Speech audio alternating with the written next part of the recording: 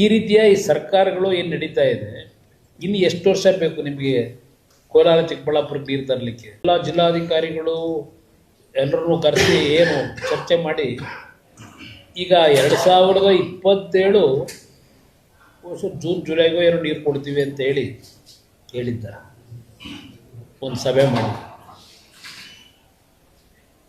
ಆ ಕಾಲುವೆಗಳು ಕಟ್ಟಿರ್ತಕ್ಕಂಥ ಪರಿಸ್ಥಿತಿ ಏನಿದೆ, ಸುಮಾರು 2900 ಕೋಟಿ ವೆಚ್ಚದಲ್ಲಿ ಮೋಟ್ರ್ಗಳು ಮತ್ತು ಕೆಲವು ಅದಕ್ಕೆ ಬೇಕಾದಂಥ ತಾಂತ್ರಿಕ ವಸ್ತುಗಳನ್ನೇನು ಕೊಂಡುಕೊಂಡಿದ್ದಾರೆ ಅವೆಲ್ಲ ಇವತ್ತು ಜಂಕ್ ಹಿಡಿದೋಗಿದೆ ಅಂತೇಳಿ CAG ರಿಪೋರ್ಟ್ ಕೊಟ್ಟವರು.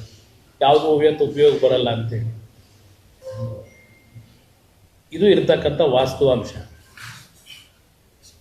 ಕೋಲಾರ ಜಿಲ್ಲೆಯ ಜನತೆಯ ಜೊತೆ ಚೆಲ್ಲಾಟ ಇವತ್ತೇನು ಮಾಡ್ತಾ ಇದ್ದೀನಿ ಅಂತ ಹೇಳಿದೆ. ಇವತ್ತು ಅಟ್ಲೀಸ್ಟ್ ಟರ್ಷಿಯರಿ ಪ್ಲ್ಯಾಂಟ್ನಾದರೂ ಹಾಕಿ ನೀರು ಕೊಟ್ಟಿದ್ರೆ ಅಭಿನಂದಿಸ್ಬೋದಾಗಿತ್ತು. ಸದ್ಯ ಒಂದು 2 ವರ್ಷ ಮಳೆ ಚೆನ್ನಾಗಾಯಿತು. ಮಳೆ ಚೆನ್ನಾಗಿದ್ದರಿಂದ ಸ್ವಲ್ಪ ಕೊಳಚೆ ನೀರುಗಳು ಹರಿದು ಹೋಗಿದೆ ಹೊರಗಡೆ. ಇವತ್ತು ಬೋರ್ವೆಲ್ಗಳ ಪರಿಸ್ಥಿತಿ ಏನಾಗಬೇಕಾಗಿತ್ತು? ನಾವು 2006-7 ಯರಗೋಳು ಪ್ರಾಜೆಕ್ಟು ಮಾಧ್ಯಮದ ಸ್ನೇಹಿತರು ನಾನು ಕಣ್ಸೇರಿಸಿದ್ರಿ. ಚಿತ್ರಾವತಿ ನದಿ ಡ್ಯಾಮಿನ ಇನಾಗ್ರೇಷನ್ಗೆ ಬಂದಾಗ ನಮ್ಮ ಬಾಗೇಪಲ್ಲಿನಲ್ಲಿ ಅವತ್ತು ಸಂಯುಕ್ತ ಕರ್ನಾಟಕದ ಪತ್ರಿಕೆ ಬರೆದಿರಿ ನೀವು ಯರಗೋಳು ಬಗ್ಗೆ.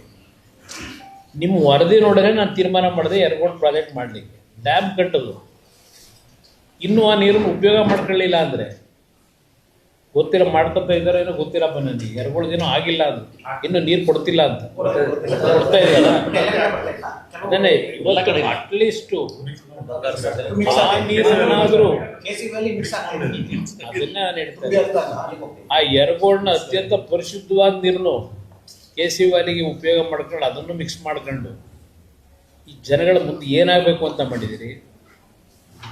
ಹಲವಾರು ತಾಲೂಕಲ್ಲಿ ವಿಕಲಚೇತನರನ್ನ ನಾನು ನೋಡಿದ್ದೀನಿ. ನಾನು ಮುಖ್ಯಮಂತ್ರಿ ಇದ್ದಾಗ 2006-7 ಜನತಾ ದರ್ಶನದಲ್ಲಿ ಕನಿಷ್ಠ ಒಂದು 50 ಜನ ಇರೋರು ವಿಕಲಚೇತನರು. ನಾನು ಕಣ್ಣಾರೆ ನೋಡಿರ್ತಕ್ಕಂಥದ್ದು. ಈ ರೀತಿಯ ಈ ಒಂದು ಜಿಲ್ಲೆ ಜೊತೆ ಚೆಲ್ಲಾಟ ಯಾಕೆ ಆಡ್ತಾ ಇದ್ದೀರಿ? ನೀರಾವರಿ ಮಂತ್ರಿಗಳು ಆದರೆ ಭಾಳ ಗಡುವುಗಳು ಕೊಟ್ಬಿಟ್ರು ನೀರು ಬರೋ ವಿಷಯದಲ್ಲಿ. ಇನ್ನು ಎಷ್ಟು ದಿವಸ ಆಗುತ್ತೆ ಅನ್ನೋ ಸತ್ಯನಾದ್ರೂ ಹೇಳ್ಬೇಕಲ್ಲ. ದುಡ್ಡಂತೂ ಹೊರದೋಯ್ತಾ ಇದೆ, ದುಡ್ಡು ಯಥೇಚ್ಛವಾಗಿ ಹೊರದೋಗ್ತಾ ಇದೆ. ಅದು ಏನೇನಾಗಿದೆ ಕರ್ಮಕಾಂಡಗಳು ಈಗ ಹೇಳಿದ್ರು ಈ ಸರ್ಕಾರಕ್ಕೆ. ಯಾವ ರೀತಿ ದಾಖಲೆ ಕೊಡಿ ಅಂತೀರಿ. ಏನು ದಾಖಲೆ ಕೊಡ್ತೀರಿ?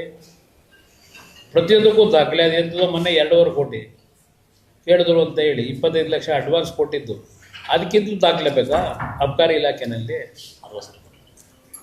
ನಾನದು ಘೋಷಣೆ ಮಾಡಿದ ದಿವಸನೇ ಹೇಳಿದೆ 700 ಚಿಲ್ಲರೆ ಹೊಸದಾಗಿ ಅಂಗಡಿ ಕೊಡ್ತಕ್ಕಂಥ ನಿರ್ಧಾರ ಮಾಡಿದ್ರಲ್ಲ, CL7 ಯಾವುದು ಹೇಳಿದ ದಿವಸನೇ ಹೇಳಿದೆ. ಅದು ಘೋಷಣೆ ಮಾಡಿದ ದಿವಸನೇ ಇದು ದುಡ್ಡು ಹೊಡೆಯೋ ಕಾರ್ಯಕ್ರಮ ಅಂತ ಹೇಳಿ. ಯಾವ ದಾಖಲೆ ಬೇಕು ನಿಮ್ಗೆ ಇದಕ್ಕೆ?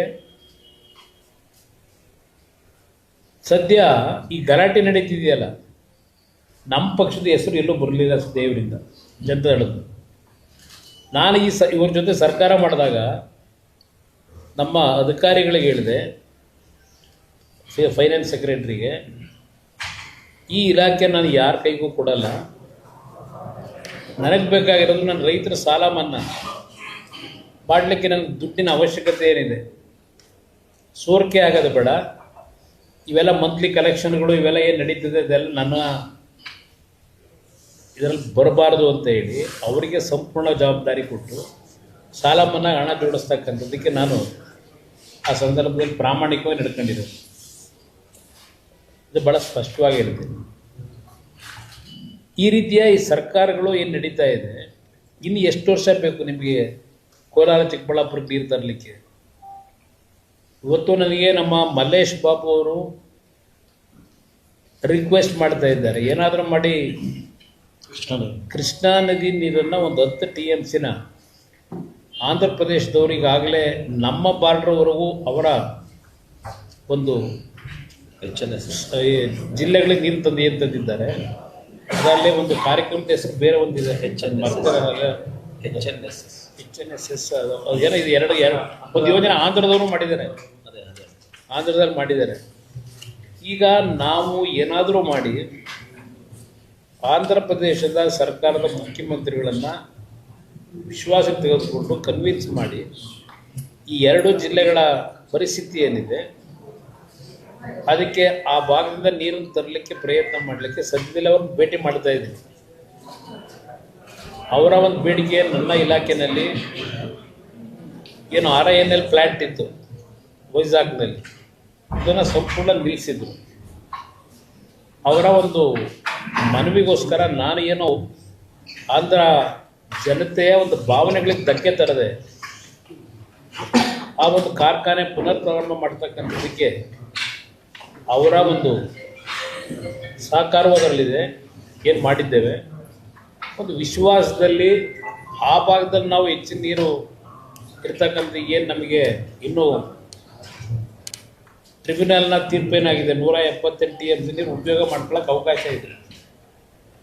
ಒಂದು 10 TMC ಉತ್ತರ ಕರ್ನಾಟಕದ ಜನತೆಯಲ್ಲೂ ರಿಕ್ವೆಸ್ಟ್ ಮಾಡಿ, ಯಾಕೆಂದರೆ ಅದಿನ್ನೊಂದು ರಾಜಕೀಯ ಮಾಡಿಬಿಡ್ತಾರೆ. ಇಲ್ಲಿ ನೀನು ಅಲ್ಲಿಗೆ ಯಾಕೆ ತಗೊಂಡೋಗ್ತೀನಿ ಅಂತ ಅದನ್ನು ಬೇಕಾದ್ರೆ ಇವತ್ತು ರಾಜಕೀಯ ಮಟ್ಟಕ್ಕೆ ಬಂದಿದೆ. ಅವ್ರನ್ನೂ ವಿಶ್ವಾಸಕ್ಕೆ ತಗೊಂಡು ಅಲ್ಲಿಂದ ತಂದರೆ ಎರಡು ಜಿಲ್ಲೆಗಳನ್ನು ಉಳಿಸ್ಲಿಕ್ಕೆ ಸಾಧ್ಯ ಅಂತಕ್ಕಂಥದ್ದು ಕೆಲವು ನೀರಾವರಿ ತಜ್ಞರು ಹೇಳ್ತಾ ಇರ್ತಕ್ಕಂಥದ್ದು ಮೂವ್ ಮಾಡ್ತಾ ಇದ್ದೇವೆ. ಎಷ್ಟು ಮಟ್ಟಿಗೆ ನಾವು ಯಶಸ್ಸು ಕಾಣ್ತೀವಿ ಅನ್ನೋದನ್ನ ನಾವು ಈಗ ಹೇಳಲಿಕ್ಕೆ ಹೋಗಲ್ಲ. ನಮ್ಮ ಜವಾಬ್ದಾರಿಯನ್ನು ಪ್ರಾಮಾಣಿಕವಾಗಿ ನಿರ್ವಹಿಸಬೇಕು ಅಂತಕ್ಕಂಥ ತೀರ್ಮಾನ ಇದೆ.